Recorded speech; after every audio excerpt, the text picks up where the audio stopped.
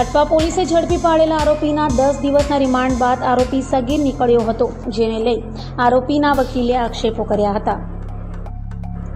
અટવા lines પોલીસની ગંભીર બેદરકારી સામે આવી છે, જેમાં 10 દિવસના રિમાન્ડ બાદ આરોપી સગીર નીકળ્યો છે. સારી કામગીરી બતાવવાના મોંમાં પોલીસ ભેકડે ભેરવાઈ હોય તેમ ફરિયાદ અને પ્રોડક્શન રિપોર્ટમાં જ અટવા પોલીસની બેદરકારી સામે આવી છે. આરોપી સગીર નીકળતા બાદ હોમમાં મોકલાયો હતો. આરોપીઓને 10 લાખના મેફેડ્રોન ડ્રગ્સ સાથે ઝડપી પાડ્યો હતો. બંનેને કોર્ટમાં રજૂ કર્યા ત્યારે બંનેમાંથી એકની ઉંમર 18 વર્ષ અને 3 મહિના બતાવવામાં આવી હતી અને અટવા લાઇન્સ પોલીસે આ બંને વ્યક્તિને 10 દિવસના રિમાન્ડમાં મેળવ્યા હતા.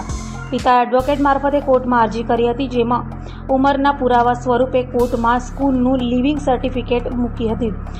ધોરણ 10ની માર્કશીટ રજૂ કરવામાં આવી હતી. બાળકની સામેની કાયદેસરની કાર્યવાહી જુવેનાઇલ જસ્ટિસ એક્ટ મુજબ કરવામાં આવે તેવી માંગ કરાઈ હતી અને પોલીસે યોગ્ય તપાસ કર્યા વગર જ બાળકને મુખ્ય આરોપી બનાવીને કોર્ટમાં રજૂ કરી ગંભીર ગુનો કર્યો છે.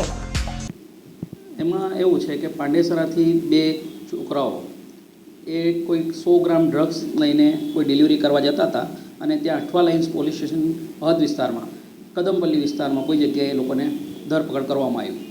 પછી ત્યારબાદ આજે જે જોઈનાયેલ બાળક છે, બાળ કિશોરના ફાધરને જાણ કરવામાં આવ્યો પોલીસ સ્ટેશન દ્વારા કે તમારા પુત્રને એવી રીતના અટક કરવામાં આવેલ છે. બાળ કિશોરના ફાધર ત્યાં ડોક્યુમેન્ટ લઈને પહોંચ્યા અને પોલીસને કહેવાય કે ભાઈ આ ધોરણ 10ની માર્કશીટ છે અને આ એનું સ્કૂલ લિવિંગ સર્ટિફિકેટ, એના આધારે એની ઉંમર 17 વર્ષને 3 કે 4 માસ થાય છે અને આગળની કાર્યવાહી કરવા માટે જણાવેલું.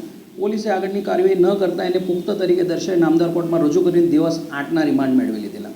પોલીસે 8 દિવસ દરમિયાન પણ એવી કોઈ તપાસ કરી નથી કે ખરેખર એનામાં કંઈ સચ્ચાઈ છે કે આપણે ચેક કરવું જોઈએ કે આ બાળકિશોર ખરેખર એના ફાધર કહે છે બાળકિશોર જ છે. સ્કૂલ પણ પાંડેસરાની જ છે. ધોરણ 10ની માર્કશીટ એટલે બોર્ડની એક્ઝામનું માર્કશીટ હતું એટલે ચેક કરવામાં સરળતા રહે. તે પણ ઇન્વેસ્ટિગેશન ઓફિસરે એમની કામગીરીમાં બહુ ગંભીર ભૂલ કરી, જે નામદાર કોર્ટમાં પછી બાળકિશોરના પિતા દ્વારા અરજી કરવામાં આવી.